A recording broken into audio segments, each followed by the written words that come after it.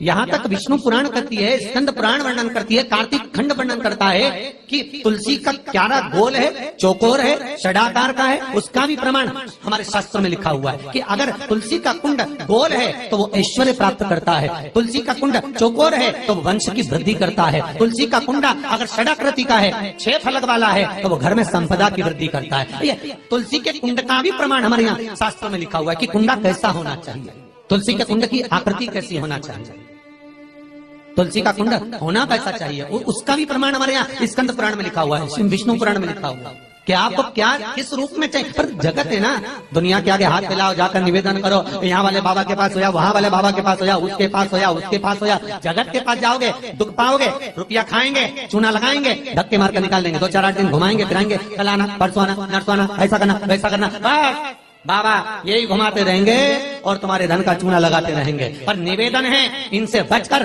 शिव की शरण में जाकर भगवान शास्त्र में जो लिखा है उसके अनुसार हम क्यों ना कर्म करें जिसका फल हम पा जाए, हम क्यों ना ऐसा कर्म करें जिसके फल को हम पा सकें, हम क्यों भ्रमित हुए। हमारे यहाँ तुलसी के कुंड का भी विधान है, गोल कुंडा है ऐश्वर्य देता है, चौकोर कुंडा है।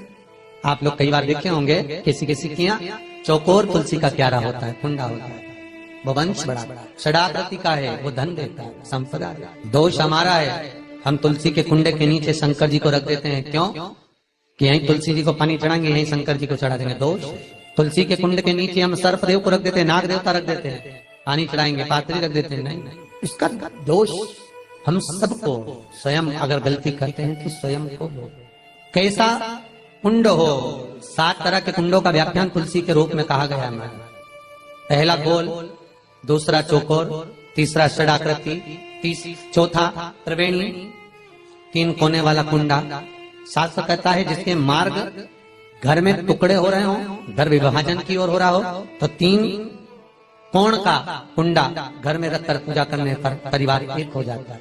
5वां, गार्डन में बिना कुंडे का, बिना कुंड का जो तुलसी का पौधा रोपित होता है, बिना कुंड के एक बगीचा जैसा बो दिया जाता है, तुलसी तुलसी उत्पन्न हो जाती है। महाराज वहां पर संपदा तो रहती है पर चिंता बहुत रहती है, टेंशन बहुत रहती है। क्यों?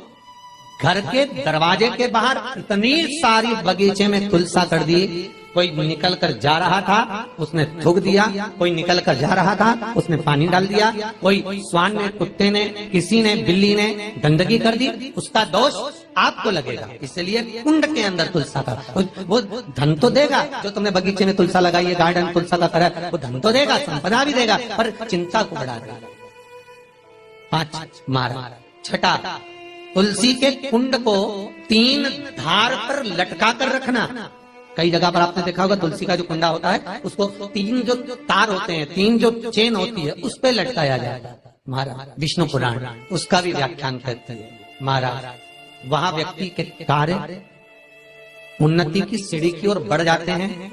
जैसे भोजन की थाली लग गई, भोजन तैयार हो गया, बस खाने बैठे हो और थाली खसक गई, समझ लेना कि तुलसी को अधर पर लटका कर रखा है।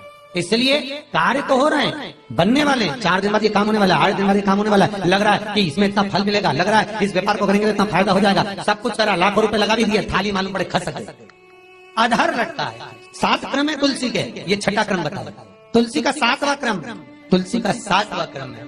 महाराज तुलसी का कुंडा जैसा घर के आंगन में है, तुलसी का कुंड जैसे घर के आंगन में विराज रहा है, ऐसा ही छोटा सा कुंड भगवान के लिए रोपित करें।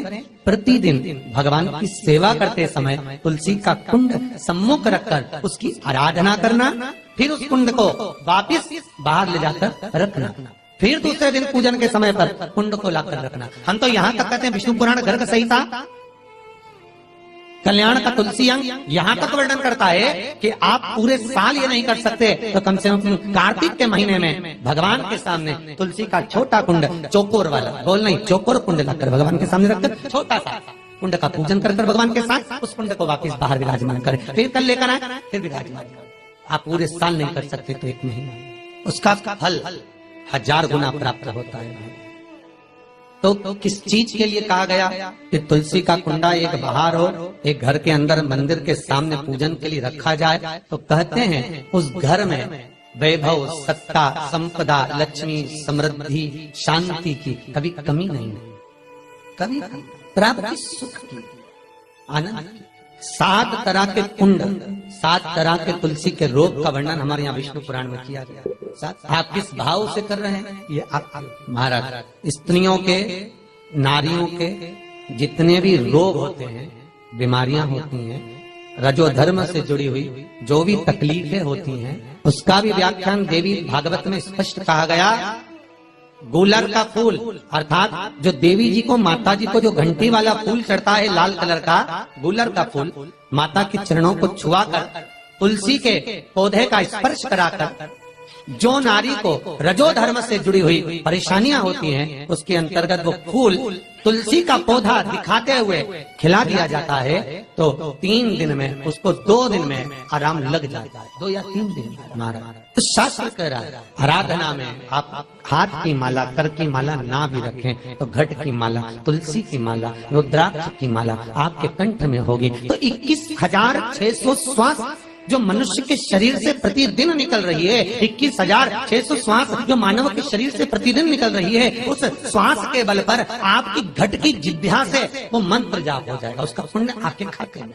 तुम्हारे गले में जो तुलसी की माला हो, तुम्हारे गले में जो रुद्राक्ष की माला हो, उसमें मन के 108 होना चाहिए या 108 से भी ज्यादा होना चाहिए। तब मनके की माला मत पहना गले में, बारीक बारीक मनके की कर लो, छोटे से छोटे मनके की कर लो, 100 से भी ज्यादा हो, 108 से भी ज्यादा हो। क्यों?